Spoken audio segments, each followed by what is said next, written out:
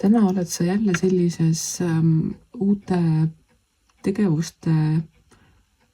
õppimise või selgeks saamise või tegemise tuhinas. See omakorda võib tuua kaasa veidike võib-olla nägelemist või sellist teiste poolt sinu suunas võib-olla mitte just kõige positiivsemate tunnete või tegevuste tegemist ning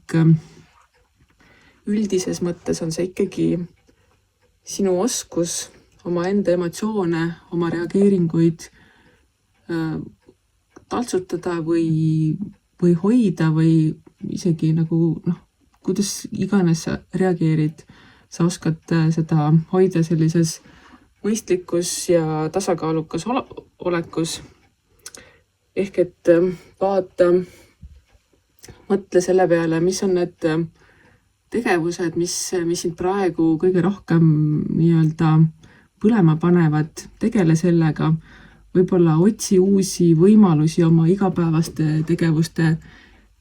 teistmoodi tegemiseks, uuendamiseks, uutmoodi tegemiseks, õpi juurde midagi, mida sa saad kasutada oma igapäevaste tegevuste paremaks tegemiseks. Ehk ära jää taas kord lihtsalt sellesse mugavustsooni, mis siiamaani on olnud, et tänane päev täpselt samamoodi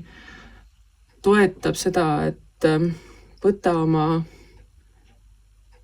selline sisemine tuli ja tee oma asju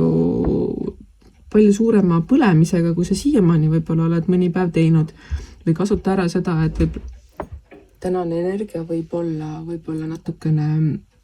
aktiivsem või rohkem niisugust energiat täis, mis soosib, mis toetab sinu tegevusi. Ja see omakorda, nagu ma enne ka ütlesin, et võib tekitada kõrvaltvaatajatel või kõrvaltseisjatel sellist tunnet, et kuidas sina saad praeguses hetkes teha selliseid asju, et miks meil ei ole seda võimalust või kuidas sinul õnnestuvad asjad nagu paremini. Ja see omakorda võib tekitada tahtmise, et me tõmbame sind alla selleks, et ennast nagu kõrgemale lükata või paremana näidata, mis siis omakorda paneb sinule selle kohustuse või siis sina ise vaata siis selle pilguga nendele, et sa ei pea hakkama nendega võitlema, sa ei pea hakkama nendele rohkem ennast tõestama, ole sina ise. Ja kui sina suudad olla sina ise ning jääda nii-öelda provokatsioonidele vastates rahulikuks, et mitte minna kaasa sellise väikluse ja kellegile ärategemise tahtmisega, siis